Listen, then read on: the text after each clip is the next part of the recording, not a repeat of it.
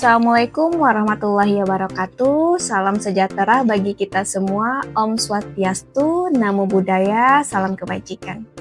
Perkenalkan, saya Novita Effendi, dosen tetap pada program studi S1 Pendidikan Sendera Tasik, Fakultas Bahasa dan Seni, Universitas Negeri Padang. Video ini merupakan bagian dari pernyataan diri dosen dalam unjuk kerja Tridharma Perguruan Tinggi PDD UKTPT untuk sertifikasi dosen tahun 2026, khususnya dalam aspek pengajaran. Pada kesempatan ini, saya akan menjelaskan secara singkat mengenai mata kuliah dramaturgi yang saya ampu. Mata kuliah ini dirancang untuk membekali mahasiswa dengan pemahaman konseptual serta keterampilan praktis dalam merancang, mempraktikkan, serta menciptakan suatu pementasan drama. Mata kuliah ini memiliki bobot 2 SKS, dilaksanakan pada semester 1 dan dijalankan dengan menggunakan pendekatan studi kasus dan project based learning yang menekankan pada pembelajaran berbasis kasus dan project. Melalui pendekatan ini, mahasiswa tidak hanya mempelajari teori di kelas melalui kasus yang ada, tetapi juga diminta untuk mempraktikkan teori yang dipelajari dalam bentuk pementasan drama.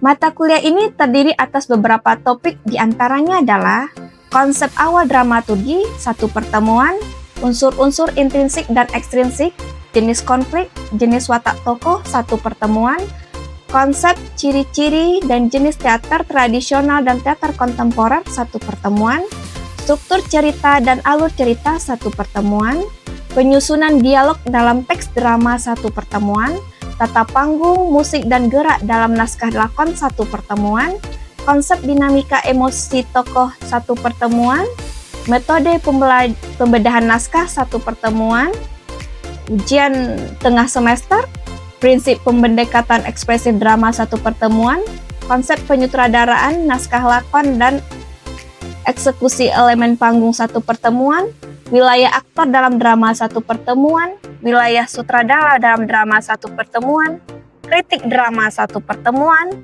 menciptakan sebuah pertunjukan drama, dua pertemuan, dan UAS berbasis project based learning dalam bentuk pementasan drama. Bobot penilaian yang kami berikan kepada mata kuliah dramaturgi ini diantaranya adalah 40% ujian akhir semester, 20% ujian tengah semester, 20% tugas, 10% kuis, 10% partisipasi. Metode pembelajaran kami laksanakan secara blended learning dengan kombinasi antara pertemuan tatap muka dan diskusi daring melalui platform kami yaitu smilewnp.ac.id, Smart in Learning Universitas Negeri Padang, serta grup komunikasi digital lainnya seperti WhatsApp Group. Selanjutnya, Anda akan menyaksikan cuplikan proses pembelajaran saya bersama mahasiswa di kelas pada sesi kedua yang membahas tentang unsur dasar dramaturgi, intrinsik dan ekstrinsik, serta membedakan taktik pertentangan antar karakter, protagonis dan antagonis dari naskah pilihan secara tepat dan objektif. Di sesi ini, mahasiswa belajar mengidentifikasi dan menjelaskan unsur intrinsik dan ekstrinsik, konflik, serta watak tokoh. Selamat menyaksikan. Baik, Assalamualaikum warahmatullahi wabarakatuh. Waalaikumsalam warahmatullahi wabarakatuh. Selamat pagi mahasiswa saya semuanya. Hari ini Anda sehat? Alhamdulillah. Sudah makankah pagi ini? Alhamdulillah, jadi saya tidak perlu lagi membelikan Anda sarapan pagi untuk mengisi perut Anda yang kosong pada pembelajaran pagi ini. Nah, pagi ini hari pertemuan kedua kita dalam proses pembelajaran mata kuliah dramaturgi. Silakan Anda absensi dulu di handphone Anda masing-masing di platform kita MyWNP. Di sana sudah ada tersedia absensi bagi mahasiswa. Jangan lupa centang kehadiran Anda agar kehadiran tersebut bisa masuk ke sistem secara lebih baik dan bisa tercover nantinya. Oke? Sudah? Baik. Ini hari pertemuan kedua kita untuk pembelajaran dramaturgi. Hari ini sebelum kita masuk materi kita, tentu kita akan recall terlebih dahulu pembelajaran kita yang sudah kita laksanakan 1 minggu yang lalu. Nah, masih ingat kira-kira apa pembelajaran kita minggu lalu? Yang berkaitan dengan drama, Anda masih ingat? Kemarin kita membahas RPS, silabus, tentang terus materi sedikit tentang dramaturgi. Nah, ada yang masih ingat apa itu drama? Ya, silakan ya.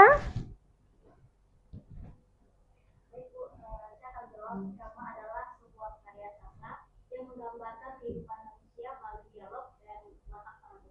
Ya, bagus sekali. Tepuk tangan untuk Nia. Nah,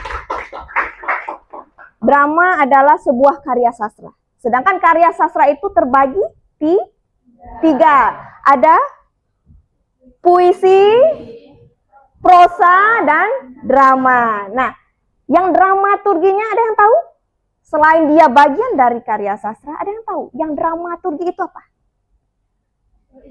Oke, Putri? Di bagian pertunjukannya, Bu. Oke, sip. Bagus sekali. Kita tepuk tangan untuk Putri.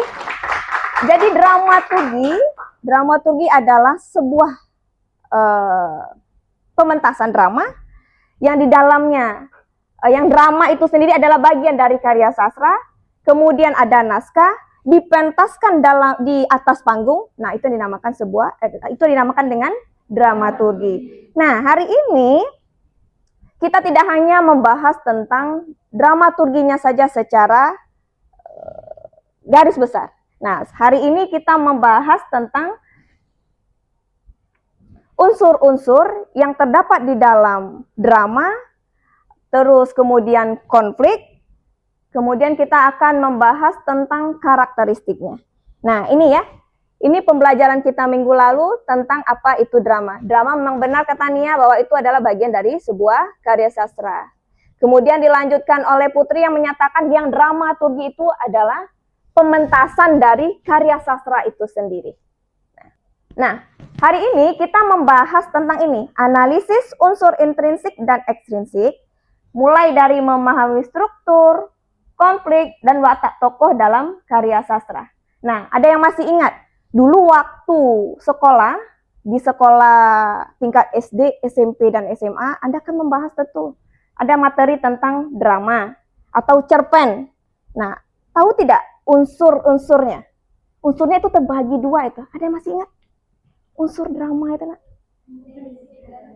Coba berdiri, nak. Nggak tahu saya. Nisa?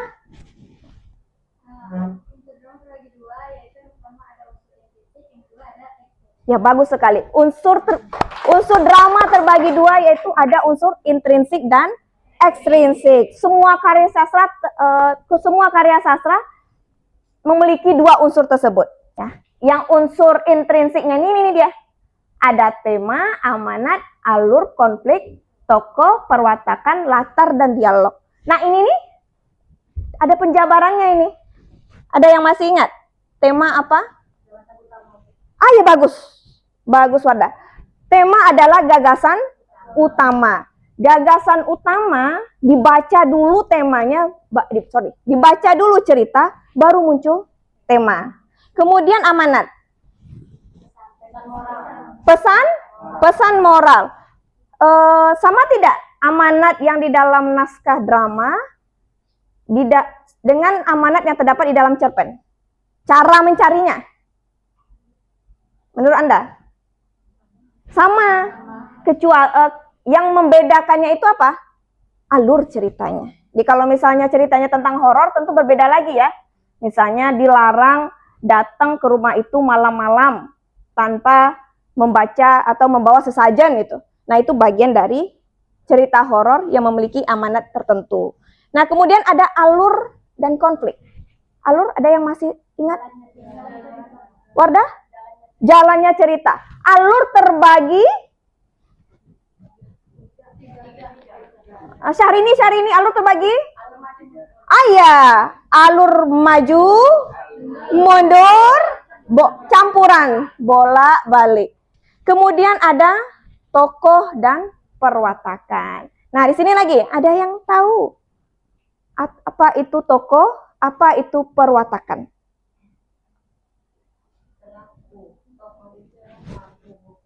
Wardah? Tokoh adalah pelaku. Penokohan, perwatakan, karakter tokoh. Oke, bagus sekali. Anda udah paham ya kalau masalah perwatakan. Kemudian ada latar dan dialog. Ada latar dan dialog. Latar terbagi pada menunjukkan suasana, waktu, tempat. Ya, waktu, tempat, dan suasana. Kalau dialog, bagus sekali, percakapan di dalam drama. Jadi kalau misalnya drama nggak ada percakapan, itu nggak bisa dikatakan drama. Karena memang yang menjadi pembeda drama dengan cerita lain, ya dialog itu. Karena kalau misalnya Anda membaca cerpen, ada dialog? Ada. Tapi diceritakan dalam bentuk narasi. Ya, bagus. Kemudian, nah ini yang akan kita bahas sesuai yang disampaikan oleh Marisa tadi, ada protagonis, antagonis, dan tritagonis. Nah, yang protagonis ini, nah biasanya kita selalu menyebutkan dengan karakter tokoh yang baik, yang mau saja, kadang yang tidak mau melawan kejahatan, nurut saja. Sampai Anda beranggapan, wah jengkel kali saya lihat ini. Tapi itu kenyataan ya, tokoh utama memang seperti itu ya. Kalau nggak bikin jengkel tuh kadang nggak menarik filmnya Anda, nggak menarik drama yang kita bahas, yang kita mainkan. Nah, ini yang prota. Kemudian yang antagonis ini, nah ini yang bikin kesel nih karena ulahnya terlalu baik. Nah ini keselnya beda lagi. Nah, karena dia jahat gitu. Selain bawang merah yang Anda ketahui sebagai karakter jahat, siapa lagi yang Anda ketahui sebagai karakter jahat? Coba nak, Joker. Nonton film Joker Anda? Saya waktu pas Joker baru keluar, saya buru-buru datang ke XX1. Nah, pulang nonton film Joker, saya stres. Apa yang membuat film Joker membuat penonton stres? Anda pernah nonton film Joker? Nah, sesekali nonton lah. Nah, jadi ketika misalnya Anda terlalu happy, terlalu senang, butuh sesuatu hal yang menyegarkan dalam bentuk kestresan, karena terlalu happy sekali, Anda harus nonton film Joker. Stres saya pulang nonton film Joker, karena alurnya bikin kesel gitu. Joker adalah orang baik yang disakiti terus-menerus. Nah, itu mengerikan ya. Orang kalau sudah baik, rasanya tidak akan mungkin jadi jahat gitu. Tapi kalau misalnya dia disakiti terus-menerus, dia akan berubah jadi karakter jelek, karakter buruk. Nah, kemudian ada tritagonis. Nah, yang tritagonis ini biasanya dia yang menolong. Menolong ini nih. Menolong ini dia. Jadi kalau misalnya ada film tentang putri-putri, nah yang nolong-nolong putri ini dia. Tritagonis itu, tritagonis yang nolong putri. Dia biasanya menolong karakter utama. Karakter utama memang dibuat menjadi karakter baik. Tapi ada tidak kira-kira film yang saat ini muncul, karakter utamanya itu dibuat kurang baik, tapi dia karakter utama. Nah, ada itu penelitiannya? Ada kan? Nah, dia tokoh utama, tapi dibuat menjadi tokoh antagonis. Aslinya memang ini. Ya, ada itu asli. Iya, cerita Malin Kundang. Malin Kundang itu kan sebenarnya dia baik nih. Ya. Pemeran utama dia. Dibuat pada akhirnya dia menjadi batu. Tujuannya apa? Kalau cerita seperti itu apa tujuannya? Fauzan? Ya, bagus. Karena salah satu amanat yang ada di dalam cerita itu memang apa yang terjadi ketika Anda durhaka kepada orang tua. Itu amanat yang tersampaikan. Berarti memiliki nilai pendidikan moral di dalamnya. Ini kalau misalnya durhaka kepada orang tua, ada kutukan atau misalnya sesuatu hal yang akan terjadi kepada kita ketika kita melakukan itu. Nah, itu contohnya. Kemudian, nah ini dimensi tokoh. Dimensi watak tokoh. Ada dimensi fisik, dimensi psikis, dan dimensi sosiologis. Nah, ini dimensi watak tokoh. Di watak tokoh Anda itu, nah, begini. Yang dimensi fisik itu dimulai dari ciri tubuh, umur, penampilan tokoh terlihat secara langsung. Nah, begini. Ini contohnya. Coba berdiri Putri. Nah, kalau Anda lihat sekilas dari fisik si Putri, nah, cocok nggak si Putri jadi Joker? Nah, itu dia. Nah, itu dia ya. Itu yang dimensi watak tokoh itu. Nah, coba berdiri Fauzan. Nah, Fauzan cocoknya jadi apa? Apa? Joker Fauzan? Oh, enggak cocok. Batman cocok dia. Nah, karena kalau Batman tertutup wajahnya ya, enggak nampak. Nah, silakan duduk. Ada Putri, ada Fauzan. Sakinah. Nah, Sakinah cocoknya jadi apa? Memerankan Mimi Peri? Enggak kan? Nah, cocoknya jadi apa Sakinah? Ayah. Bagus si Fauzia mencarikan ide untuk temannya. Jadi tokoh mertua yang selalu menyiksa menantunya. Nah, gitu ya. Nah, ya bukan begitu ya Sakinah, ini contoh saja ya Sakinah. Nah, itu dari fisik. Jadi kita kalau misalnya diminta memerankan tokoh, nah Anda harus sesuaikan. Jangan jadikan ada teman Anda yang minimalis gitu ya. Saya nggak bilang pendek ya, minimalis. Kayak ini kan minimalis nih. Mini ke atas, mini ke bawah gitu kan. Nah, versi minimalis ini kan tidak mungkin dijadikan Putri ya. Nah, cari teman yang agak tinggi, jenjang langsing. Nah, itu ciri-ciri fisik itu. Cara Anda menilai sebelum dia memainkan peran itu. Nah, dipilih dulu. Dipilih dulu yang sesuai dengan karakter fisiknya.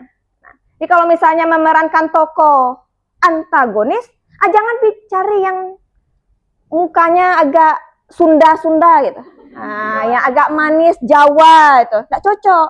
Nah, karena agak kalem ya. Nah, cari yang memang sangar sekali. Nah, siapa teman Anda yang ketika ngomong sangar sekali kelihatannya? Mana Umi? Umi cocok nih. Karena Umi waktu dulu pernah memerankan apa Umi?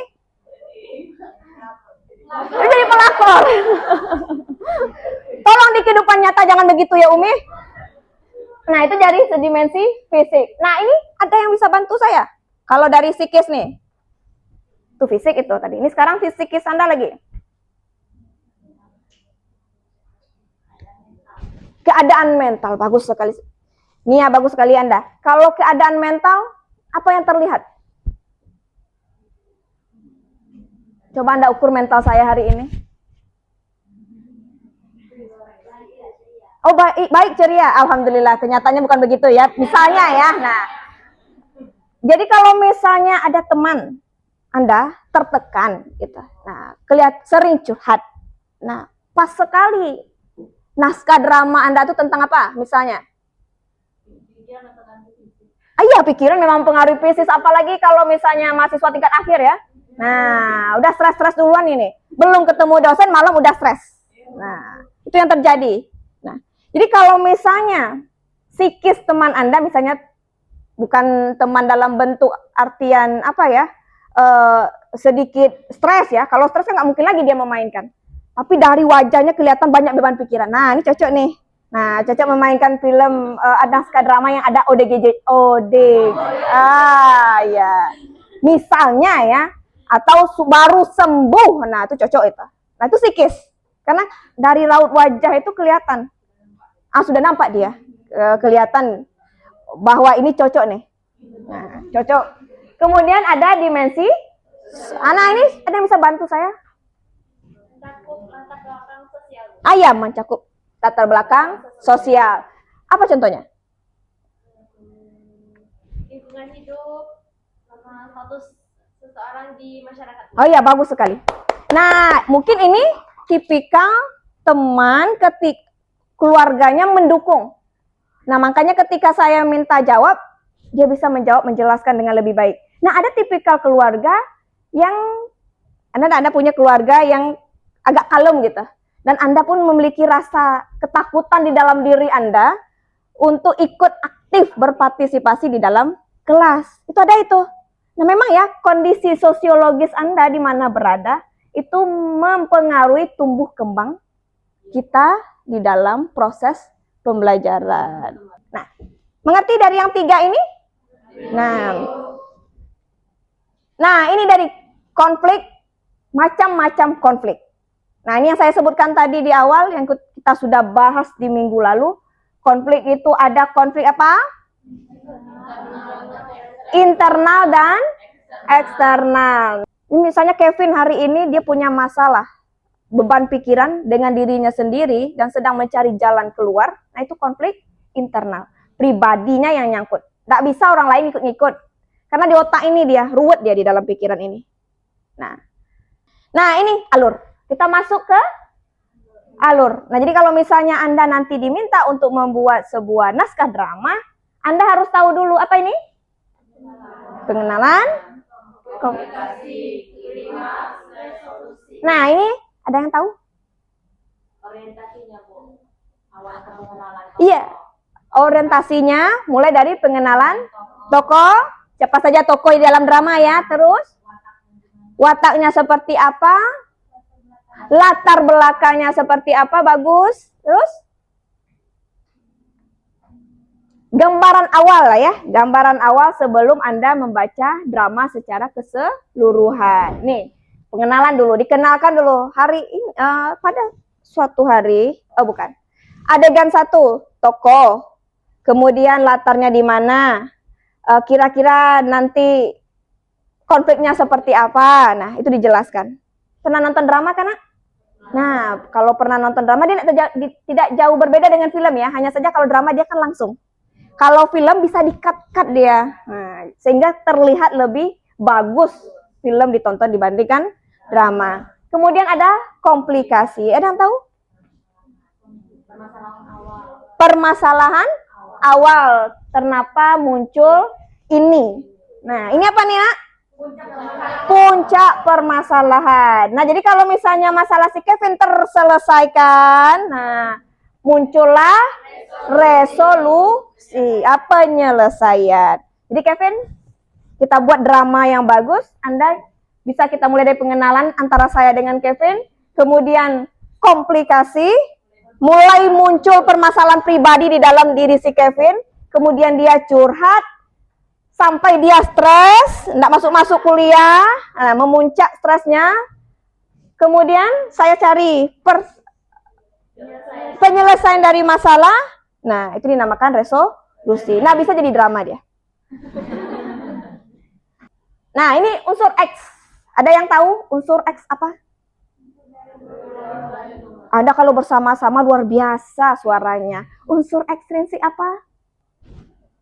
Putri? Unsur ekstrinsik adalah unsur yang dari luar naskah. Oke, unsur yang membangun drama dari luar. Nah, ini menganalisis drama. Ini satu cara nanti ketika Anda sudah saya minta untuk menganalisis sebuah naskah drama. Karena ini pertemuan kita yang kedua, ini belum kita lakukan.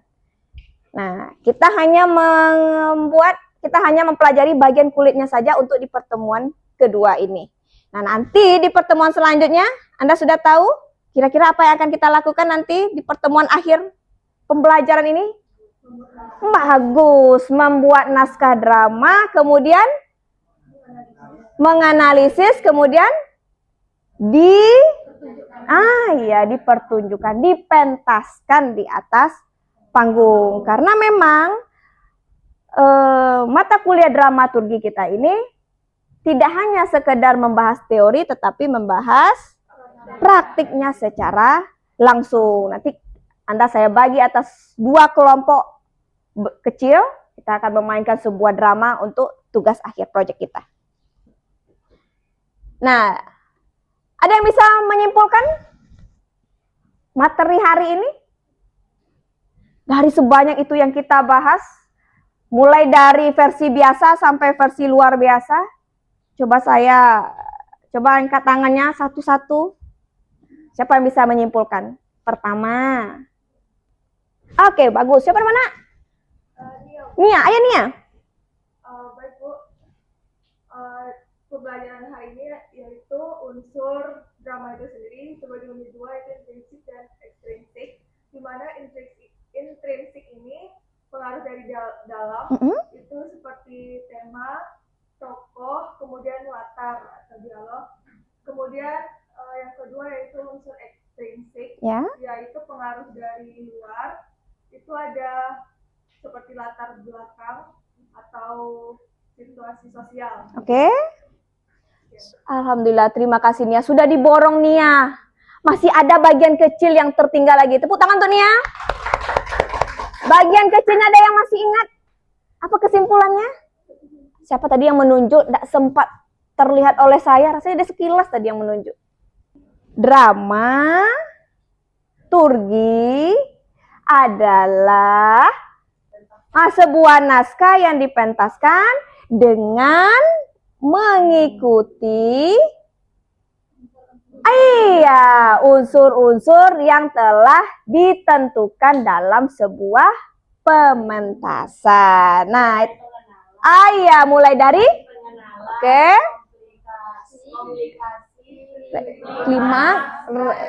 solusi. Nah, Anda juaranya kalau bersama ya. Baik, terima kasih atas kesempatan hari ini. Sudah selesai perkuliahan yang sudah kita laksanakan 2 SKS ini. Minggu depan saya minta kita sudah melaksanakan proyek kecil-kecilan mencari naskah drama yang akan kita tampilkan untuk pementasan di akhir semester. Nah, silakan Anda cari-cari dulu rekomendasi judul naskah drama, kemudian akan kita bedah dan akan kita analisis untuk pertemuan selanjutnya. Terima kasih atas pertemuan hari ini. Terima kasih atas kehadirannya. Saya sudahi. Wabillahi taufiq wa hidayah. Wassalamualaikum warahmatullahi wabarakatuh. Waalaikumsalam warahmatullahi wabarakatuh. Baru saja Anda menyaksikan cuplikan proses pembelajaran saya pada sesi kedua mata kuliah dramaturgi yang berfokus pada topik unsur dasar dramaturgi, konflik dan watak tokoh. Dalam sesi tersebut, mahasiswa diajak secara aktif untuk menganalisis dan menjelaskan unsur dasar dramaturgi, intrinsik dan ekstrinsik, serta membedakan taktik pertentangan antar karakter, protagonis dan antagonis dari naskah pilihan secara tepat dan objektif. Pada pertemuan selanjutnya, mahasiswa diminta menyiapkan tugas dan presentasi mereka dalam bentuk membandingkan penerapan hukum dramaturgi pada bentuk teater konvensional dan teater kontemporer secara sistematis dan analitis. Saya berharap cuplikan pembelajaran tersebut dapat memberikan gambaran yang nyata mengenai pendekatan yang saya terapkan di dalam kelas yang tidak hanya berorientasi pada pemahaman teori, tetapi juga pada pengembangan kompetensi praktis dan kesiapan mahasiswa untuk melaksanakan pementasan di akhir semester. Terima kasih saya sampaikan kepada Kemendristek Dikti melalui Direktorat Jenderal Pendidikan Tinggi LL.Dikti Wilayah 10 Sumatera Barat serta seluruh tim sertifikasi dosen Universitas Negeri Padang tahun 2026 atas kesempatan dan dukungannya. Saya juga mengucapkan terima kasih kepada pimpinan Universitas Negeri Padang, kolega dosen, serta semua mahasiswa yang telah berkontribusi dalam proses pembelajaran ini. Demikian yang dapat saya sampaikan, semoga bermanfaat dan menjadi bagian dari upaya peningkatan kualitas pendidikan tinggi di Indonesia. Wassalamualaikum warahmatullahi wabarakatuh, salam sejahtera.